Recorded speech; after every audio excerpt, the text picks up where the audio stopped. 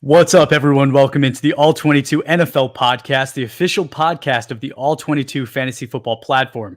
It's the only fantasy football game with full 53-man rosters, including offensive linemen, where you get to choose personnel packages and have access to PFF grading and advanced stats to make decisions each week.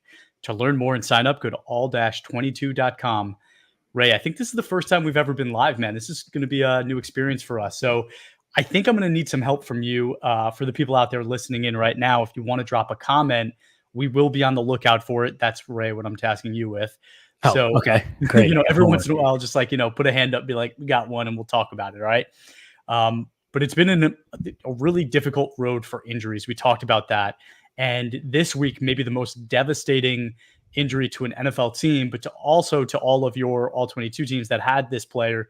But Aiden Hutchinson going down is such a blow to the Detroit Lions, but also to all those fantasy managers out there that were really just kind of riding the high that was Aiden Hutchinson. We were talking about it earlier this week or earlier last week before the injury happened, how this is a guy that could have been in that conversation for the sack record at the end of the year, right? And I know sacks are a statistical measurement and we're all 22, right? We see more than that, but it is still impressive in its own right. He was having such an incredible season. What does this mean loss to all 22 managers?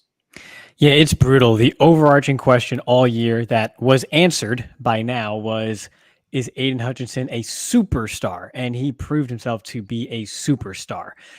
One of the top handful, 4 or 5 edge rushers in the league.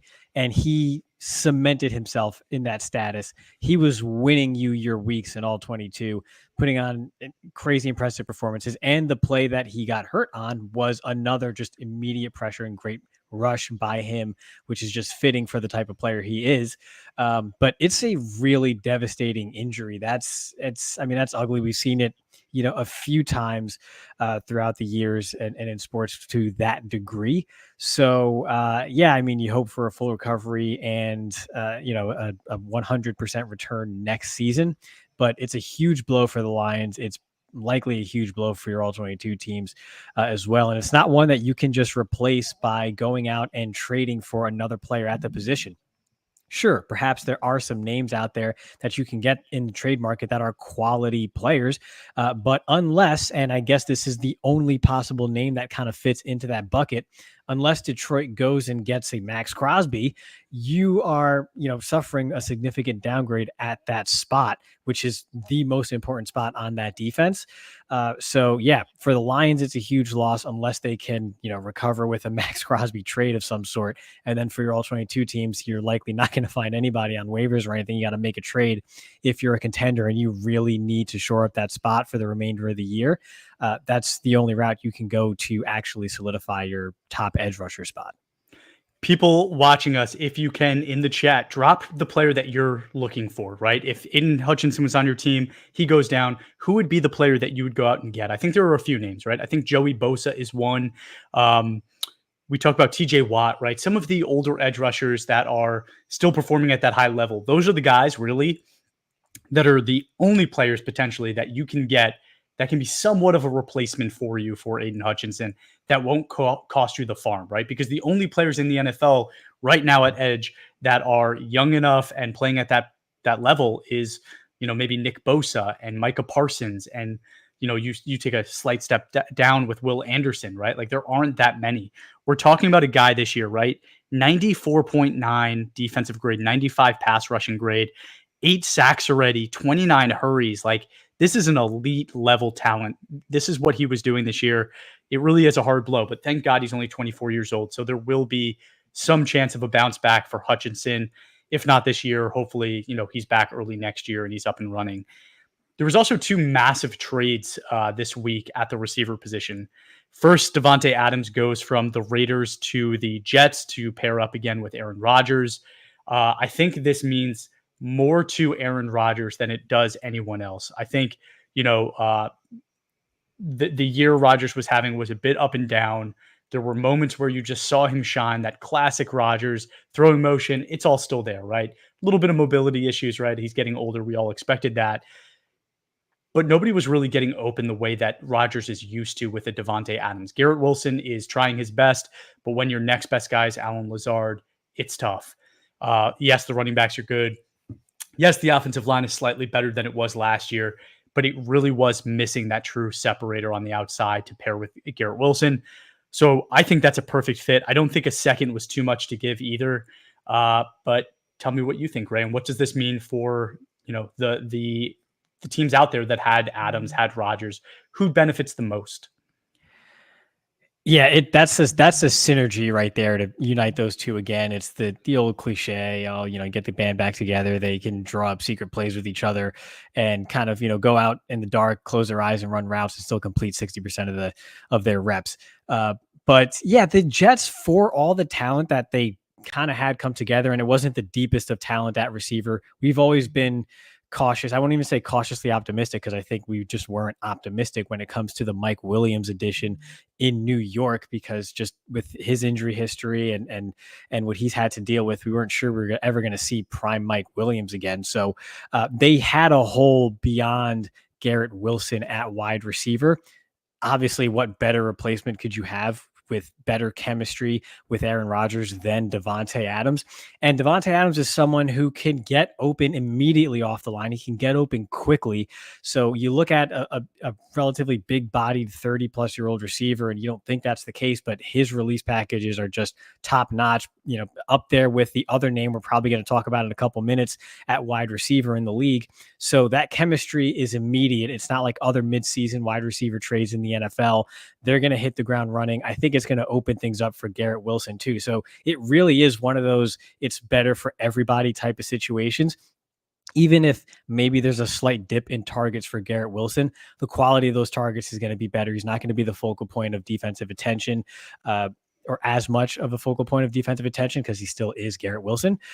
So I think it's better for everybody. I think it's a win-win-win all around. And the Jets were missing that. Even with Garrett Wilson, Aaron Rodgers and him, you saw those spurts where they just weren't quite on the same page just yet. There were a few misfires there, and they just weren't in sync just yet, which is natural. Young receiver, veteran quarterback who had no time last year with him because of his injury. So yeah, it was going to take time, but now, even if it does take a bit of time for them to really hit their stride, you have Davante Adams, who is already in lockstep with Aaron Rodgers. So it's a benefit all around for everyone involved, including the backs. It's going to open the box up even more for them. So yeah, I think it's a no-brainer. Just everybody wins for the Jets, and I know that's a boring answer, but it's the truth.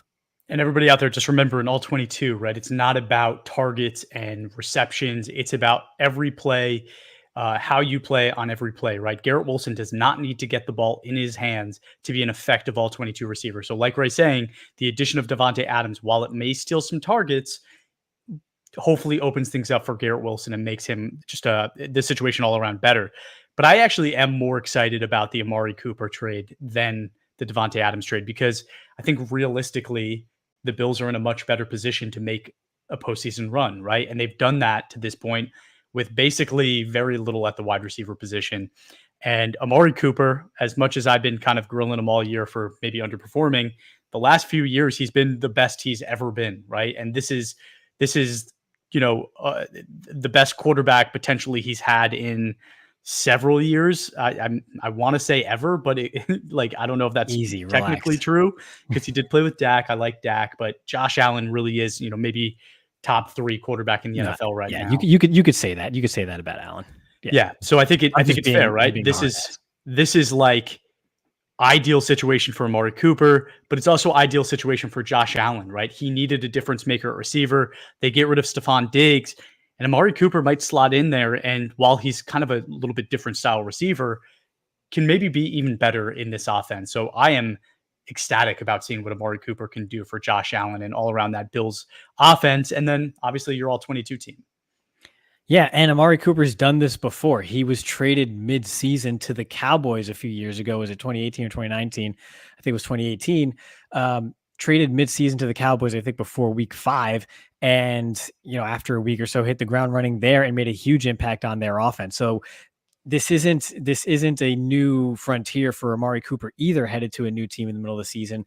And he gets away from whatever's going on over there with Deshaun Watson, regardless of everything else off the field with him, even just on the field. I mean, this was a great player, and now he looks like the Monstars just took all of his superpowers away.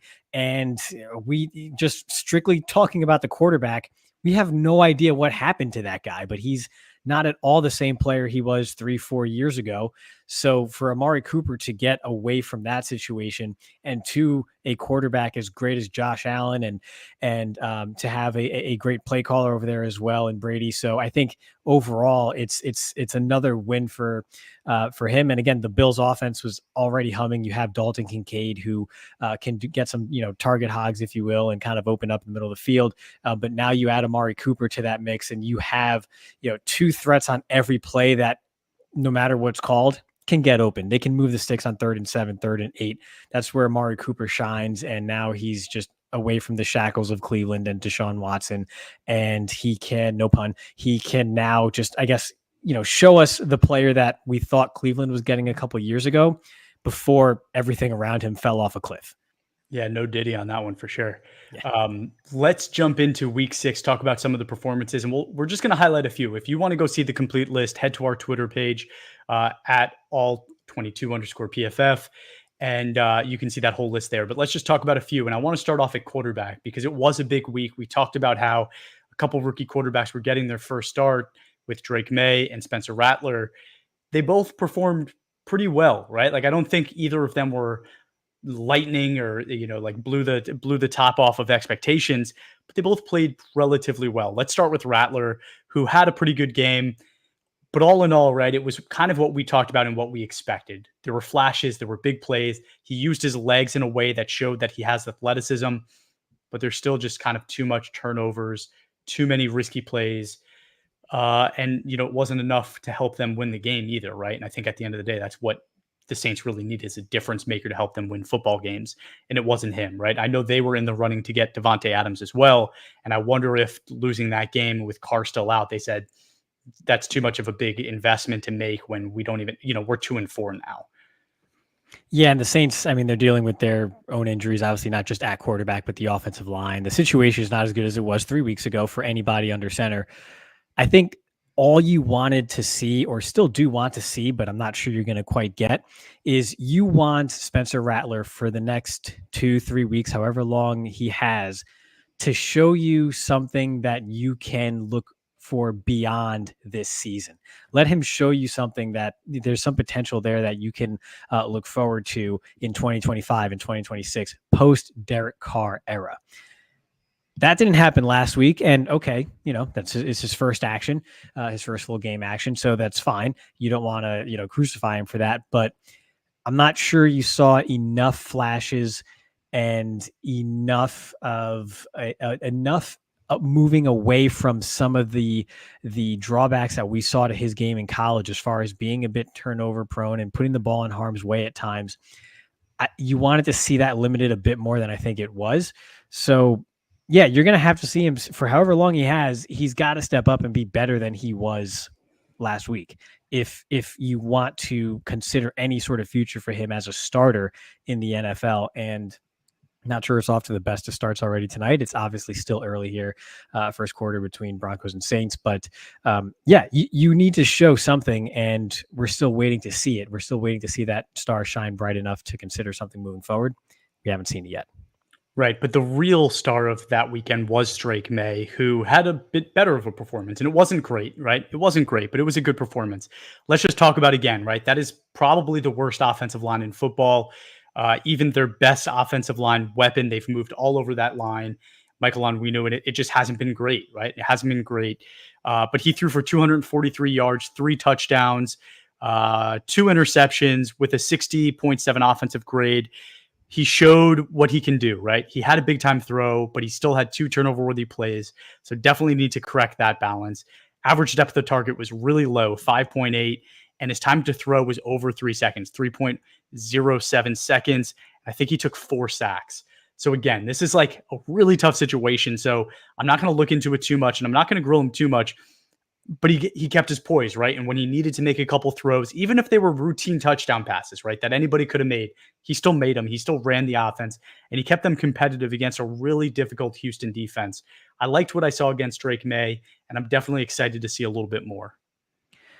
Yeah, you can't get caught up in 3 touchdown passes because, yeah, that looks great on the stat sheet. It looks great on a standard fantasy football platform or something. But like you mentioned, that time to throw is high. And behind that offensive line, you don't have that time to throw. So that results in those sacks that you mentioned. And that's indicative of someone who's not yet comfortable in the NFL. And of course, I mean, he's a rookie, so you're going to expect that with not great weapons and such. And it's a tough defense he went against, and he's got tough defenses for the next 3 weeks. We talked about this, how me personally, I would have waited until that schedule softened up a little bit come November before throwing him out there. So the time to throw, he's going to have to be quicker with his decision making, while still not putting the ball in harm's way. Throwing the ball is not the only way to put the ball in harm's way. If you take too long in the pocket behind a subpar offensive line, you are putting the ball in harm's way by way of a fumble or potential fumbles when you take too many hits. So he's going to have to be quicker with his decision making. It was a good start, like you said. All in all, all things considered, he kept his poise, and that's what you wanted to see. And he made the plays that were there that weren't being made before he took the field. So long term, very encouraging. You want to see it again, obviously, while still anticipating there's going to be bumps in the road. So don't freak out when there's a subpar performance over the next few weeks in that tough schedule, even if there's 2 of them. That's fine. You saw what you needed to see and what can be. It's just going to take some time to get there. So, yeah, don't freak out positively over 3 touchdowns. Don't freak out over the difficulties that are yet to come, but be encouraged by the fact that he made the plays that were there in a bad situation and did provide a spark for that offense overall. So for all 22 users and managers, still a total hold on your bench. Don't start him unless you have to because of a bye week or injury. Keep him on the bench until next year. The Patriots bring in some more young talent, kind of solidify things around him, and then we see him develop into the player we think he can be. I think that's the move here. So yeah, definite hold. Keep him on your bench, and just be patient because I do think it's going to get there. He's shown some good things, but it's not quite there yet. What happened in the Yankee game? I see you looking elsewhere. You're making me Oh, nervous. that's it. They lost. It's 2-1. Yeah, walk off. Yeah, walk off. Hmm. Is what it is, Chris. Now we get to watch a riveting Sunday night football game between the Saints and Broncos. Spencer Rattler, Bo Nix, baby. I'm going to try not to be deflated here, guys. I'm going to keep it going. See, this is like when you have to be a professional, is moments like right now. And you're not doing it right now. I'm trying my best, okay? You are way off course. Zay Flowers is the next guy I wanted to talk about, right? Receiver for the Baltimore Ravens. Keeping it cool, right? Zay Flowers, coolest dude out there. On the season, he's got 33 receptions for 400 yards, 1 touchdown, but his week-to-week PFF grade has been a bit sporadic. But I think it's going in the right direction. Week 1 was 60, 71 in week 2, 67.9 week 3, 53.5 in week 4. Then week 5, it was an 80.6, and week 6, it was a 90.2. It's gone up little by little, and we're seeing that little progression along the way. And this Baltimore team is dynamic, and it's got a lot of different weapons. But Flowers is somebody that reminded me a lot of the late, great Antonio Brown. Sorry, everybody, to say it, but he has a lot of aspects about his game that remind me of the dynamicism that Brown had as a receiver. So what do you think about Flowers right now in that Baltimore offense and what he could be? Yeah, I think it's interesting in the sense that it took Derrick Henry a couple weeks. Really, that Dallas game he broke out, but everybody breaks out against Dallas. That's really not saying much. But then thereafter, you started to see vintage Derrick Henry over the last 3 to 4 weeks, and that's when you started to see the climb in performance from Zay Flowers as well. So I think that offense has always sort of gone through, obviously, Lamar Jackson with what his legs open up in the run game, and then up the seam in the early days of Mark Andrews' career.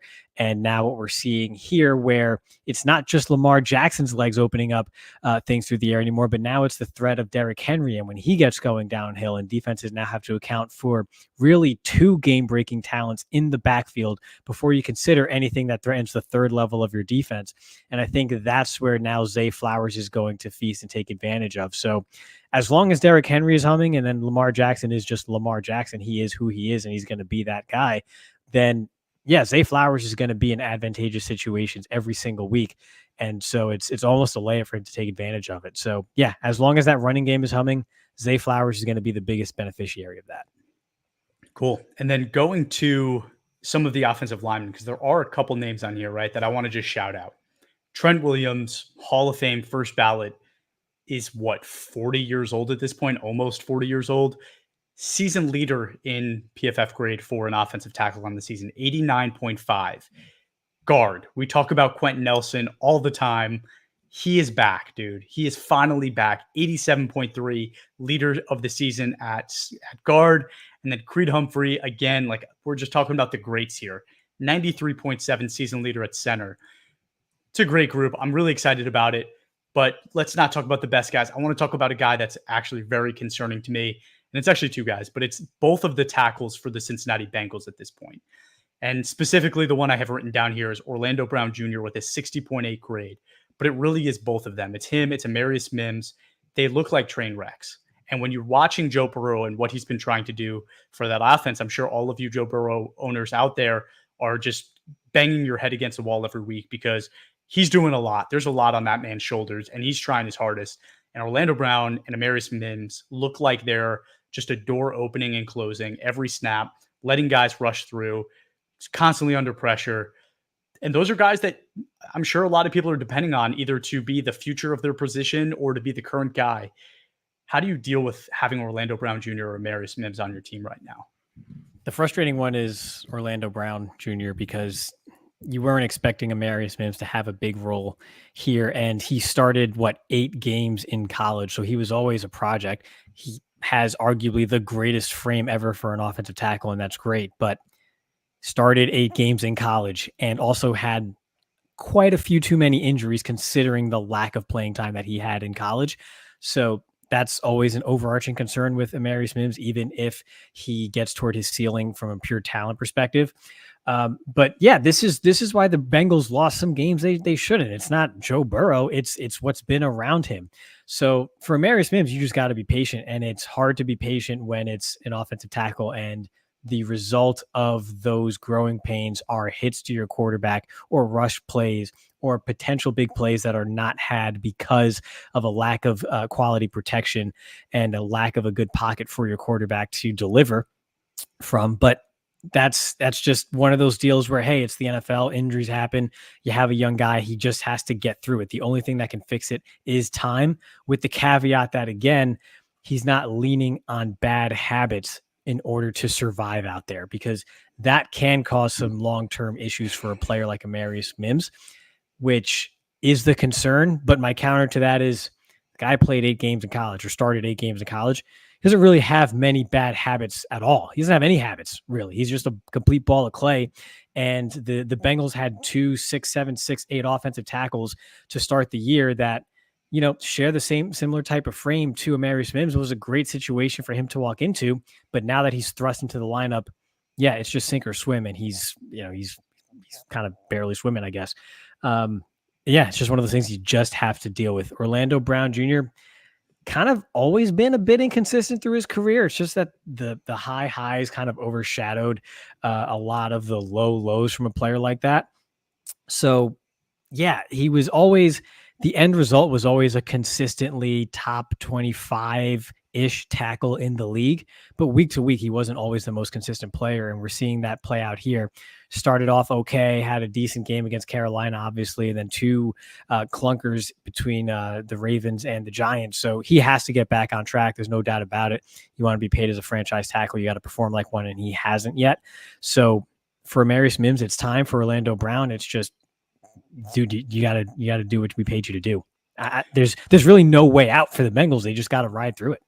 Well, that's what I wanted to talk about, right? All 22 is a team building game. And I think if I'm the GM of the Bengals right now, I'm kind of looking at my head coach and I'm saying, what's going on, right? Like, they've spent money in ways that they never have before. At one point they had the highest paid quarterback in the NFL.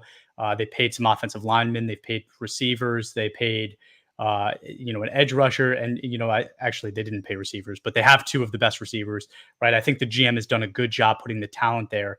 And when you look at the other teams that have quarterbacks that we put in the same conversation as Joe Burrow, those teams don't lose 5, 6, 7, 8 games, to start a season. We talk about him being a top 3 quarterback pretty consistently, right? Like with Joe Burrow, Patrick Mahomes, and Josh Allen, we usually have that conversation about those are the top 3. Patrick Mahomes never gets into situations like this. Josh Allen very rarely gets into situations like this. And I talked about how I don't really buy into Zach Taylor and what he's brought to this team. And, I think he did a great job a few years ago when they went to the Super Bowl, kind of stealing, plays from colleges when, you'd see a great play on ESPN and a few weeks later, Zach Taylor worked it into their team. I think that's a great way to do things, but you need to be inventive and you need to stay current. You also need to know how to develop players. And there's one thing about the Chiefs and there's one thing about the Bills. Those offensive lines are never bad, right? They might not be the best, but they're never bad.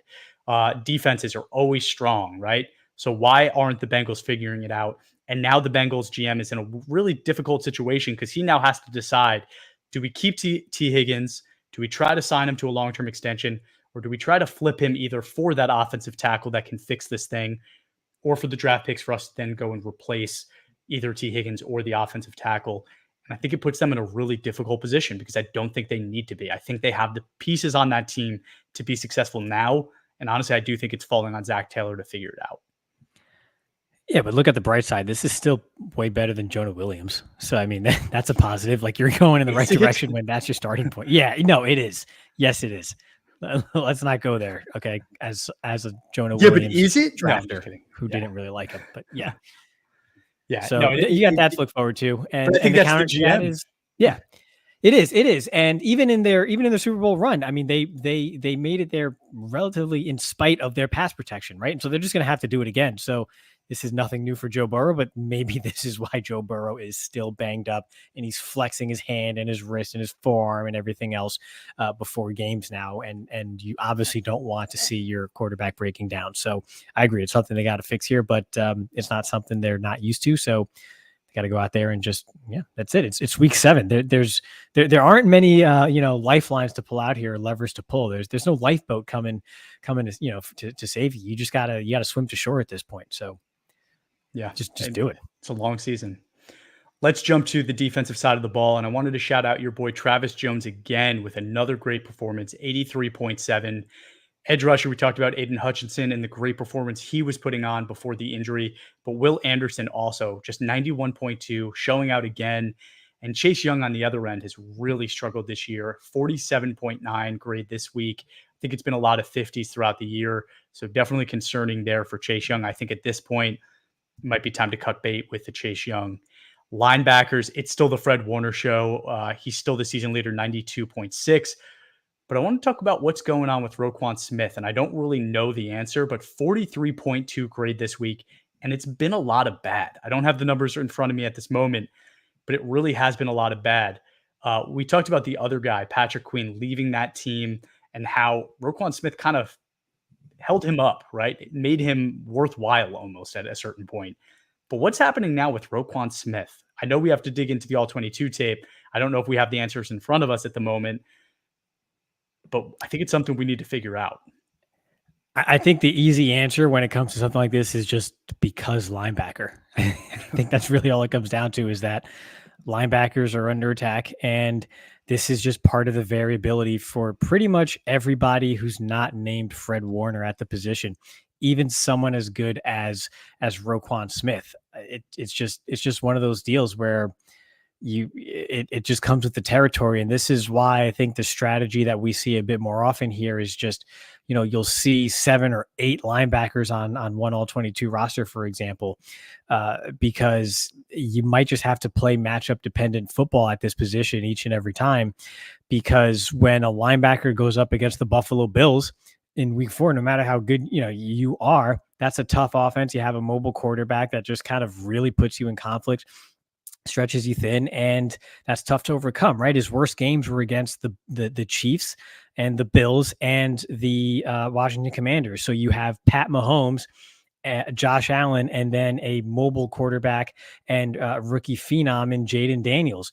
Those were 2 or 3, really poor performances that really bring down what otherwise are 3 quality performances against the Las Vegas Raiders, the Dallas Cowboys, and the aforementioned Cincinnati Bengals and their weak offensive line. So I think it's just a matter of some really tough matchups at a really tough position, and linebackers are going to bear the brunt of the conflict when great offenses go up against that defense. It just is what it is. Linebackers are the most vulnerable. They're the most under attack based on the style of offenses in the NFL today. And so unless they're exceptional, sometimes they're going to suffer when they play tough opponents. So I think it's really just a story of matchups, and it's something that tells you, hey, unless it's the very best of the best, like a Fred Warner, just go matchup dependent for linebacker in all 22. I think that's your best bet. Yeah, I'm in agreement there. Cornerback situation's a little funky this year, and we talk about that as another position that's absolutely wild to watch. Zion McCollum is still the highest rated in the NFL, 89.4. I know Ray's still not bought in, but I'm bought in. This guy's playing his heart out. Andrew Phillips, though, I wanted to see if you had any notes on him. 80.7 grade again. He's been phenomenal. We've seen his name every week. We've been posting his highlights. He's been doing a lot of really good things. Tell me about this guy. Yeah, so cornerback from Kentucky, a third round rookie pick, right? It's turning out to be a really good selection for the New York Giants. Kind of the prototype there, right? 6 foot, just about 190 pounds. Just kind of the cookie cutter, what you want to see from a cornerback who's just a flat out good player. And considering the upgrades that the Giants made up front on that defense, obviously there's struggles elsewhere on that team. That roster is still flawed. But when you consider their defensive line, their defensive front, we're seeing the corners and someone like Andrew Phillips really benefit from the pressure that they put on opposing quarterbacks, not just from the edges with Kayvon and Brian Burns, although we'll see how the sort of injuries shake out there on that front, on the edges there, but then also obviously Dexter Lawrence. We've talked about him enough and the pressure that he brings from the interior. So I think all that together, and you have just a solid player who's going to stick with receivers and be in the right spots, they're going to benefit from that. And that's what Andrew Phillips is as a rookie third round pick. We talked about this rookie cornerback class of not having a Patrick Surtain up top or Derek Stingley or a Sauce Gardner, the no-brainer top 10 talents, but it being very deep between the 25th through 60th overall players. Drew Phillips taken 70th overall. He's better than that and was better than that. And he falls into that bucket of really talented day 2 type of talents. And he just fell into a good situation and he's making the most of it. So again, you want to help out your corners, have a strong defensive front, and a player like Drew Phillips will take advantage of it. And he's doing a good job of that. Last guy I wanted to talk about tonight is safety Brian Branch, who has been absolutely phenomenal. And I think calling him a safety is a little bit strange to do, right? Yes, that is where he's listed in the system currently, but this is a guy that right now has 72 snaps as a box safety, 90 as a free safety. He's in the slot on 55 snaps. He's been an outside corner on 11 snaps. He's played boundary corner on 5 snaps. He's played everywhere, and he's done a phenomenal job in coverage. He has give me 1 second here, a 76 coverage grade last year, 81.4 coverage grade this year. This is now becoming one of those household names where, again, every week we're pumping out these highlights of Brian Branch because he's dynamic and he's doing all of the things you ask a dynamic defensive weapon to do, right? He's playing all over the place. It's been phenomenal for Brian Branch. The other guy on the Packers, right, Xavier McKinney is the season leader with a 90.5. But how about Evan Williams, the other rookie safety, not named Bullard from Georgia, with a 93.3 grade last week, and he's also on the rise. They've been playing a 3 safety set at times. They have 70 snaps or above each week to week. So it's pretty crazy that you're seeing 3 safeties in the Packer systems getting legitimately 70 snaps a week and grading extremely well. And that just goes to show you, we talk about it at running back or receiver. These teams are getting better at using the weapons the way they're meant to be used, right? To their skill set. How about at safety, which is a really difficult position to play, where you can get 3 guys that all have kind of slightly different skill sets and just maximize what they do, right? By placing them in the right position to be successful. I think the Packers are doing a great job of that. And it kind of goes to show with the record that they have this year, this is a really young team, but they're staying afloat and they're staying competitive in what is the best division in football right now. Yeah, I think what's interesting is we've seen versatile players come into the league in recent years, and not that we've been concerned with, but we've seen NFL teams not use them to their potential, move them around too much, and they just never get comfortable, whether it's like an Isaiah Simmons, for example, where this guy's so big, he's so fast, you could line him up anywhere. And then you do line him up anywhere, but then they don't actually consistently line up anywhere, and then they don't ever get comfortable. The Lions seem to have really cracked the code and figured it out. With Brian Branch, who's another versatile player, safety, big nickel, can come up against the run, solid in coverage, just a really sound football player. So they've sort of figured it out without sort of putting too much on his plate or really sort of messing with what works. So again, kudos to them for figuring it out and not getting too cute and just ruining a good thing. So they've played that perfectly. They've threaded that needle. Evan Williams, you hit on it. I think I'd like to see the front seven of the Packers be as consistent as we've seen their safeties be this year. So again, 4th round rookie, 3 very good games in a row here. He's had a really good month of October.